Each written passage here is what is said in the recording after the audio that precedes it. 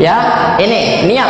Kata Rasulullah sallallahu alaihi wasallam, innamal a'malu binniyat wa innamal likulli imri'in ma nawa. Faman kanat hijratuhu ila Allah wa rasulih, fa hijratuhu ila Allah wa rasulih. Wa man kanat hijratuhu lidunya aw imra'atin yankihuha, fa hijratuhu ila ma hajara ilai. Sesungguhnya semua tergantung niat. Innamal a'malu binniyat wa innamal likulli imri'in ma nawa. Setiap sesuatu tergantung niatnya. Siapa yang berhijrah karena Allah dan Rasulnya, maka dia akan mendapatkan dari Allah dan Rasulnya pahala. Siapa yang berhijrah karena ingin mencari dunia atau mencari istri yang ingin ia nikahi, maka dia akan mendapatkan sebatas apa yang dia niatkan. Dia hanya mendapatkan istri dan mendapatkan dunia yang dia kejar. Ya, jadi Bapak Ibu, kalau Bapak datang ke sini, sudah datang ke sini untuk sholat 4 rakaat. Kemudian ada 2 orang bapak ini. Yang satu dia datang ke sini hanya semata-mata mencari ridho Allah Subhanahu wa taala. Ya. Sudah. Yang satu datang ke sini ya, karena ternyata di masjid ini lagi ada bagi-bagi sembako misalkan. Dia sholat, sama-sama sholat 4 rakaat. Kira-kira yang dapat pahala di sisi Allah siapa, Pak?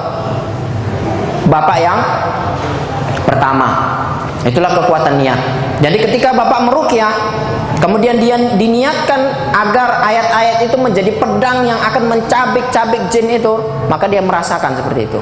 Nanti di sesi ruqyah syariah akan kita buktikan bagaimana ketika saya meniatkan ruqyah itu saya berniat ketika membacakan ayat-ayat ruqyah agar ayat-ayat itu menjadi anak-anak panah yang menyerang mereka. Maka jin-jin itu akan melihat bahwa anak panah itu menyerang mereka dari berbagai penjuru, ya, dan mereka tidak bisa lari, tertancap di badan mereka. Kemudian ketika saya berniatkan agar ruangan ini menjadi ruangan yang sangat dingin sekali misalkan, menjadi es yang membekukan mereka, maka dia akan beku, jin itu merasa bahwa ruangan ini sangat dingin sekali. Jadi tergantung niat. Ya, seperti itu. Ini dahsyatnya niat ini. Makanya setiap amal itu harus kita mulai dengan niat. Begitu.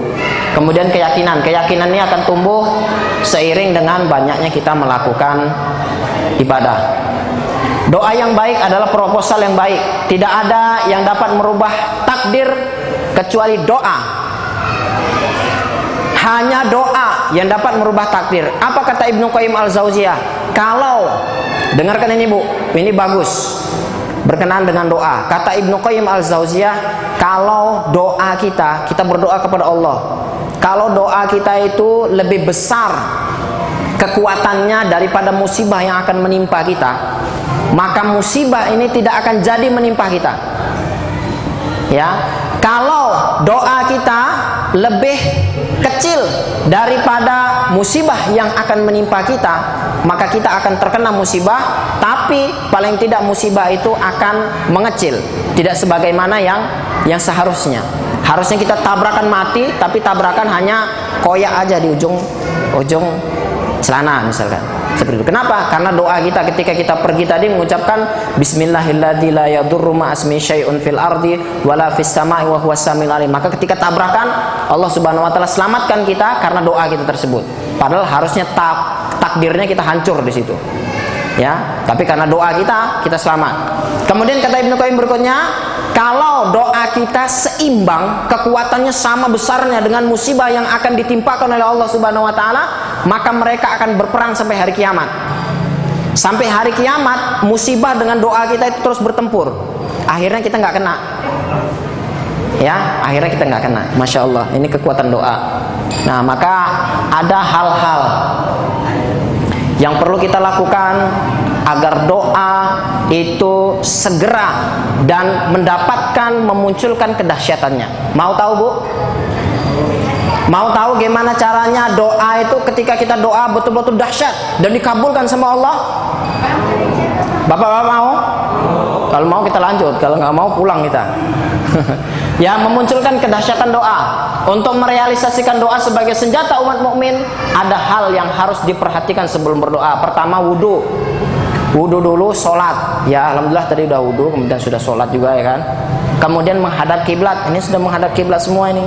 Ya, merupakan salah satu syarat agar doa kita dikabulkan. Nanti kita akan melakukan ruqyah, dan ruqyah itu adalah doa, dan ini merupakan salah satu syarat agar doa kita segera dikabulkan, penyakit kita disembuhkan sama Allah, rahmat Allah turun, dan penyakit-penyakit kita diangkat oleh Allah Subhanahu wa taala dengan izin Allah.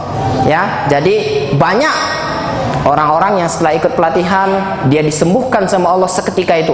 Dia mendapatkan rahmat. Yang belum perlu terus sampai Allah turunkan rahmat dan Allah sembuhkan kita dari segala penyakit kita. Ya, lakukan ini. Mengangkat tangan. Ya, kalau doa-doa kita perlu mengangkat tangan, ya, agar Allah Subhanahu wa taala segera kabulkan. Berikutnya beristighfar dulu, taubat dulu, Bu. Mungkin dulu kita senantiasa melakukan perbuatan dosa, baik itu dosa besar atau dosa kecil, yang kita sengaja atau tidak kita sengaja. Mungkin dulu kita pernah melakukan kezoliman. Sudah, orang yang kita zolimin tidak mampu membalas kita. Sudah, orang yang kita zolimin tidak mampu membalas kita, tapi dia berdoa kepada Allah, ya Allah, balas kezoliman dia sebagaimana dia menzolimi saya. Akhirnya Allah hari ini membalas dengan penyakit yang menyiksa kita. Itu diingat dulu, taubat dulu, ya kan, dari kezoliman yang pernah kita lakukan. Ya, mungkin saat ini kita masih ada dendam. Ya, dalam hati kita ada dendam sama seseorang yang tidak mungkin kita lupakan sampai hari kiamat. Maka hari ini munculkan mereka, hadirkan, ya, hadirkan mereka dalam bayangan kita. Ya, hadirkan orang-orang yang paling kita benci, yang paling kita dendami mereka, yang kita mendengar namanya saja sudah benci sekali. Hadirkan mereka, maafkan mereka tanpa syarat. Ya, maafkan mereka tanpa syarat, dan ini akan menyebabkan doa kita dikabulkan oleh Allah Subhanahu wa taala. Ya, beristighfar, kemudian berselawat kepada Nabi. Ya, kemudian hamdalah, bersyukur dulu atas kenikmatan. Jadi kalau Bapak Ibu mau berdoa, itu syukuri dulu nikmat Allah. Ya Allah, Engkau telah banyak memberikan saya nikmat. Engkau berikan saya keluarga yang lengkap, ada istri, ada anak-anak, ada cucu. Ya, Engkau telah memberikan saya rezeki, walaupun hanya pas-pasan, tapi cukup untuk makan saya sehari-hari. Ya Allah, saya mohon ya Allah, perbanyak rezeki saya, perbanyak sembuhkan penyakit istri saya dan lagi saya baru sebutkan. Jadi bersyukur dulu atas nikmat-nikmat, baru sebutkan apa saja yang kita inginkan dari Allah Subhanahu wa taala. Allah akan percepat pengabulannya. Berikutnya sedekah. Saya ingin bercerita satu kisah. Di zaman Nabi Ibrahim, malaikat maut datang. Ya, kisah ini derajatnya hasan. Malaikat maut datang ke rumah Nabi Ibrahim. Kemudian ketika itu keluar seorang pemuda dari rumah Nabi Ibrahim. Ketika pemuda itu keluar, malaikat maut bertanya sama Nabi Ibrahim, wahai Nabi Ibrahim, siapa tadi pemuda itu yang datang? Ya, maka kata Nabi Ibrahim, yang datang tadi adalah murid saya dan teman saya. Apa maksud dan tujuan dia datang ke rumahmu, wahai Nabi Ibrahim? Dia datang ke sini mengundang saya karena besok dia mau resepsi pernikahan. Ya, maka apa kata malaikat maut? Sayang sekali, ya Allah Subhanahu wa taala sudah perintahkan saya untuk mencabut nyawa pemuda itu malam ini. Ini yang lajang-lajang, siapa tahu nanti malam, ya kan? Jadi Allah Subhanahu wa taala sudah perintahkan malaikat maut untuk mencabut nyawa pemuda itu malam itu, sehingga dapat dipastikan bahwa besok tidak jadi resepsi pernikahan. Betul? Maka ketika itu malaikat maut pergi. Kemudian Nabi Ibrahim beranjak ingin keluar rumah mendatangi pemuda itu, ingin menyuruh supaya resepsi pernikahan dipercepat malam ini sebelum maut menjemput dia. Ya, sudah hampir berangkat, tapi Nabi Ibrahim akhirnya mengurungkan niatnya. Biarlah takdir Allah berjalan sebagaimana mestinya, agar yang harusnya menjadi rahasia selalu menjadi rahasia. Akhirnya Nabi Ibrahim tidur. Ya, mungkin tidur dalam keadaan tidak nyenyak ini. Ya. Kemudian paginya bangun. Ya, apa yang terjadi Bapak Ibu yang dimuliakan oleh Allah Subhanahu wa taala? Ternyata si pemuda tadi jadi nikah. Jadi nikah, Pak. Ya. Padahal malaikat maut yang bilang mau nyabut nyawanya malam itu. Jadi nikah, dan Nabi Ibrahim ada di situ dalam pernikahannya. Kemudian berjalan 1 tahun, 2 tahun, 3 tahun, belasan tahun, sampai puluhan tahun. Usia si pemuda itu sampai 70 tahun. Sudah punya anak yang banyak, cucu yang banyak, makmur, hartanya melimpah. Ya, maka Nabi Ibrahim timbul pertanyaan dalam dadanya besar. Malaikat maut bohong sama saya. Kalau saya jumpa akan saya tanya sama dia. Maka satu ketika jumpa, malaikat maut berjumpa dengan Nabi Ibrahim. Maka langsung ditanya sama Nabi Ibrahim tanpa basa-basi. Ya malaikat maut, kamu dulu mengatakan bahwa si pemuda itu malam itu mau dicabut nyawanya. Tapi kenapa sampai hari ini usianya sudah 70 tahun, sudah punya anak, sudah punya cucu, makmur, sehat, walafiat. Ya, kenapa dia masih hidup sampai sekarang? Apa kata malaikat maut? Ya, pada malam itu Allah Subhanahu wa taala sudah perintahkan saya untuk mencabut nyawanya. Tapi wahai Ibrahim, tahukah kamu apa yang dilakukan oleh pemuda itu ketika keluar dari rumahmu? Apa yang dilakukannya wahai malaikat maut? Ketika pemuda itu keluar dari rumahmu, dia hitung seluruh hartanya. Kemudian dia ambil separuh, dia infakkan untuk Allah dan Rasulnya. Infak dia itulah yang menyebabkan tertangguhnya nyawa dia sampai hari ini. Masya Allah. Ya, Bapak Ibu, nyawa ini loh. Ya, nyawa saja bisa dibayar dengan sedekah, apalagi sakit. Ya, masalahnya kita selama ini bayarnya hanya dengan 5.000 rupiah, hanya dengan 10.000 rupiah. Sekali-sekali bayar sama Allah dengan harga yang maksimal. Saya ceritakan satu kisah lagi, kisah nyata teman saya sendiri. Ya, tinggalnya di Jawa Timur. Kalau nggak salah di Malang ya. Istrinya keguguran. Kalau keguguran biasanya dibawa ke bidan untuk dikorek, betul? Maka dia hitung biaya koreknya ini berapa? Sekitar 250.000. Ketimbang kita kasihkan ke bidan, belum tentu sembuh. Sudah kita sedekahkan saja dengan niat pertama ikhlas karena Allah, kedua agar Allah menyembuhkan. Maka dia masukkan itu ke kota infak. Pada saat itu dia infakkan untuk tragedi Suriah, karena lagi musim-musim Suriah, dia infakkan 250.000 untuk Suriah dengan niat agar Allah menyembuhkan penyakit istrinya. Pak, Bu, ternyata sembuh total, tidak perlu di-crack, tidak perlu dikorek lagi. Ya, ketika di USG lagi ternyata sudah bersih. Ya, kejadian pertama, tahun berikutnya hamil lagi dan keguguran lagi. Ya, tahun berikutnya keguguran lagi. Apa yang dia lakukan? Dia tetap yakin, nggak perlu kita ke dokter, ke bidan. Kemarin sudah kita buktikan. Hari ini kita buktikan lagi. Hari ini kalau kita berobat naik, ya mungkin 300.000, karena sudah berlalu berapa tahun. Maka dia infakkan 300.000, dia masukkan kotak untuk tragedi Suriah. Ya, dan Allah Subhanahu wa taala kembali buktikan kepada orang ini sakitnya sembuh tanpa dikorek, di USG sudah bersih. Masya Allah, begitu yakinnya dia melakukan. Ya, dia bayar kesembuhan kepada Allah Subhanahu wa taala, dan Allah kasih kesembuhan yang tidak menyisakan bekas sedikit pun. Bayangkan gimana dahsyatnya kanker bisa sembuh. Di kedokteran nggak ada kanker itu bisa sembuh. Ya, yang ada orang kanker itu diobati supaya dia tidak merasakan sakit sampai akhir hayatnya, sampai dia mati. Tapi ternyata kanker yang saya tanganin di Malaysia sembuh hanya dalam 1 bulan karena sedekahnya, infaknya. Ya, Bapak Ibu yang dimuliakan oleh Allah Subhanahu wa taala, maka lakukan, yakin dan bersungguh-sungguh berikutnya. Ya, yakin dan bersungguh-sungguh. Jadi kalau doa itu yakin, Pak. Seperti anak kita minta jajan sama kita itu loh, Pak, mintalah Pak beli mainan. Nangis dia gulung-gulung di mall itu, akhirnya terpaksa lah kita mengeluarkan uang beli. Ya kan? Sama Allah juga mintanya gitu, Pak. Kita kadang-kadang sombong. Ya, menghadap Allah itu tidak sungguh-sungguh, hanya coba-coba, ya Allah. Ya, nggak pernah kita merengek-rengek, ya Allah, tolong ya Allah. Ya, sampai kita nangis bercucuran darah, bercucuran air mata. Padahal kata Rasulullah SAW, kalau kamu baca Al-Quran, menangislah kamu. Kalau kamu tidak bisa menangis, maka berpura-pura menangislah kamu. Gitu juga kita doa, Pak. Kita minta sama Allah, pura-pura nangis kita.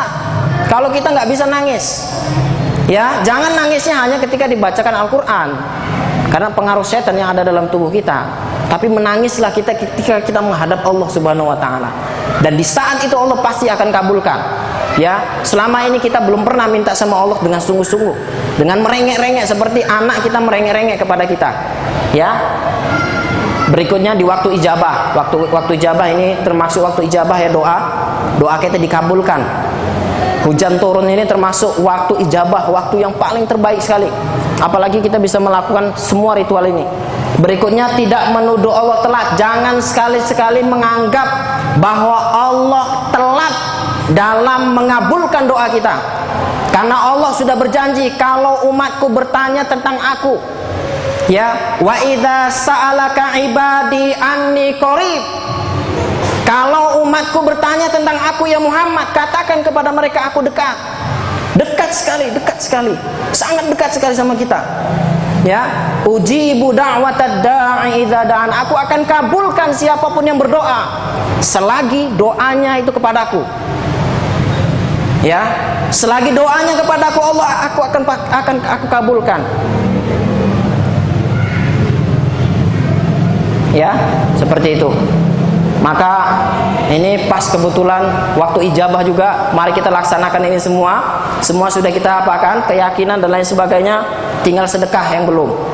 Mari Bapak Ibu panitia, tolong siapkan kotak, kita sedekah dengan sedekah yang terbaik untuk Allah dan Rasulnya dan untuk perjuangan Islam. Niatkan pertama karena Allah, kedua niat agar Allah Subhanahu wa Ta'ala menjadikan sedekah ini sebagai wasilah untuk menyembuhkan. Setelah itu kita berdoa nanti kepada Allah waktu hujan. Ini waktu dikabulkannya doa, waktu waktu ijabah. Silakan.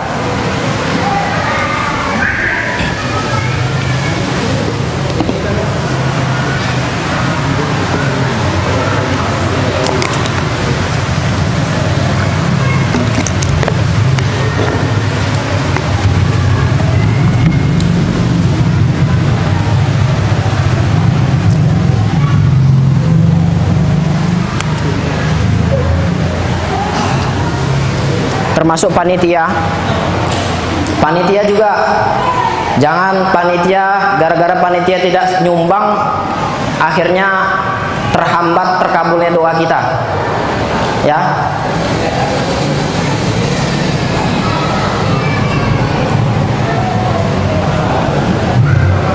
Sini,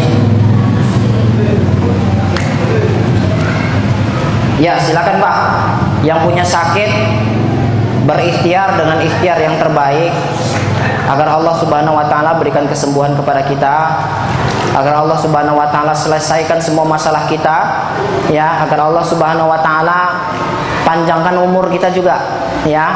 Ini waktu yang paling tepat untuk kita berdoa kepada Allah Subhanahu wa Ta'ala dan kita jalankan semua ritual-ritual yang menyebabkan doa kita itu dikabulkan oleh Allah Subhanahu wa Ta'ala.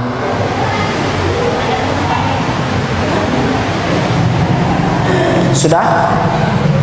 Kalau sudah, panitia menyingkir. Ibu-ibu sudah semua? Ibu-ibunya belum, Bang? Biar kita berdoa kepada Allah Subhanahu wa Ta'ala. Setelah ini kita akan melakukan ikrar pemutus hubungan dengan jin saka, sihir, dan gangguan-gangguan jin. Ya, kemudian kita berdoa kepada Allah agar Allah mengampuni dosa kita dan menyembuhkan semua permasalahan sakit kita dan menyelesaikan semua permasalahan-permasalahan kita. Ya, mudah-mudahan Allah Subhanahu wa Ta'ala turunkan rahmat hari ini, detik ini, ya, yang menjadikan kita menjadi orang-orang yang sembuh. La syifaan illa syifauka syifaan la yughadiru saqaman. Kesembuhan yang langsung dari Allah Subhanahu wa Ta'ala dan kesembuhan yang tidak menyisakan sedikit pun bekas dengan izin Allah Subhanahu wa Ta'ala. Hah? Ya, yang belum wudu nanti sesi ruqyah saja. Sesi ruqyah saja. Habis asar nanti insya Allah sesi ruqyah kita.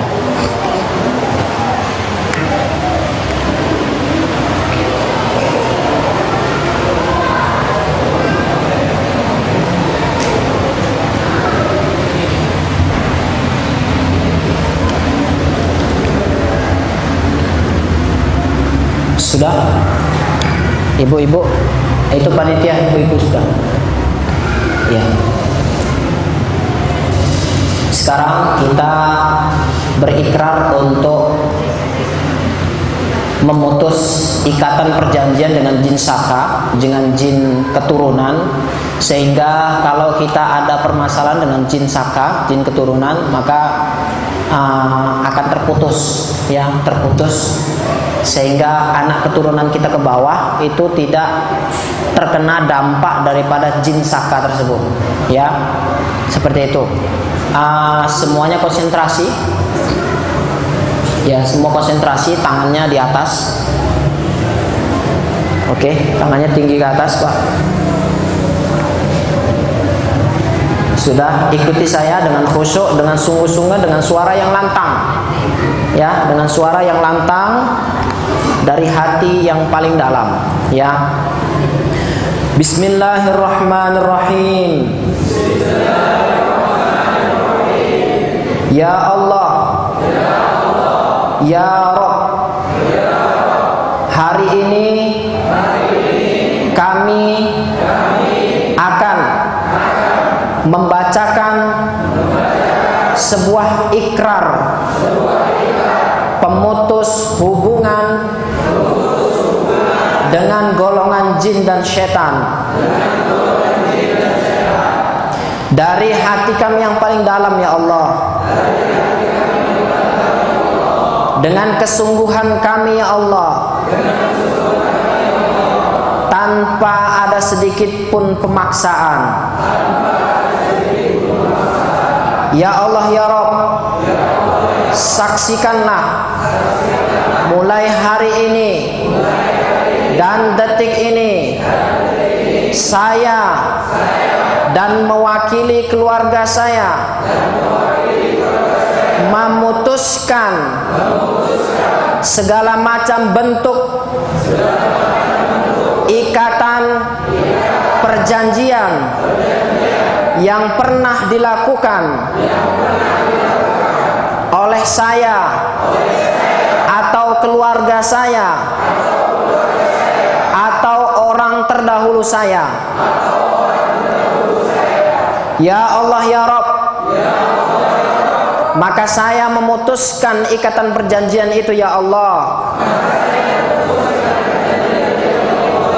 Ya Allah, ya Rabb, jadikanlah daging saya, jadikanlah tulang saya, jadikanlah darah saya haram dimasuki oleh jin dan dirasuki oleh sihir dari jenis apapun, ya Allah. Ya Allah, ya Rabb, jadikanlah makanan yang kami makan, jadikanlah minuman yang kami minum menjadi racun, racun yang akan mematikan golongan jin dan setan, racun yang akan membakar mereka, racun yang akan membunuh mereka, ya Allah. Ya Allah, ya Rabb, hari ini kami sambut permusuhan yang dilakukan oleh iblis kepada kami. Kami adalah musuh mereka. Kami akan memerangi mereka dimanapun mereka berada, ya Allah. Ya Allah, ya Rabb, ampuni segala dosa kami, Ampuni perbuatan syirik yang pernah kami lakukan. Ampuni segala dosa zolim yang dulu pernah kami lakukan. Kami bertobat dengan taubatan nasuha ya Allah. Kami bertobat dengan taubatan nasuha ya Allah. Ya Allah ya Rabb, kami memohon kepadamu ampunan. Kami memohon kepadamu, kabulkan doa-doa kami ya Allah ya Rabb. Ya Allah ya Rabb, sembuhkanlah segala penyakit yang kami derita. Selesaikanlah segala masalah yang kami hadapin. Dan jadikanlah kami mukmin yang senantiasa istiqomah. Amin, amin ya rabbal alamin. Ada yang merasakan sesuatu ketika membacakan ikrar? Hah? Berat. Apanya yang berat, Bang? Tangannya. Ya, ada yang lain? Merasa sedih, merasa marah? Hah? Ada yang merasa sedih? Ya, bagus. Ya, jadi sekarang kita sudah memutuskan ikrar perjanjian dengan jin. Ya, baik itu jin saka, baik itu sihir, atau dulu mungkin kita pernah ke dukun. Kita sudah putuskan semua bahwa perjanjian yang benar, perjanjian hak yang hak, itu hanya perjanjian kita kepada Allah. Selain daripada itu batil, dan kita putuskan perjanjian tersebut. Perjanjian kita hanya satu, yaitu bagaimana kita beribadah kepada Allah Subhanahu wa Ta'ala dengan sungguh-sungguh, dengan ibadah yang benar, dengan tauhid yang sempurna, dengan akhlak yang karimah, seperti itu. Ya, waktu jam berapa? Sudah masuk? Ini sudah masuk ya? Maka kita akhiri. Nanti insya Allah kita lanjut. Akhirul kalam. Assalamualaikum warahmatullahi wabarakatuh. Ini kayaknya biar aja lah di sini ya. Barang-barang biar aja di sini, cuman dijaga. Ntar ada masjid lagi nggak? Ada lah. Kan apa? Rukyah mandiri dulu. Baru nanti rukyah masal.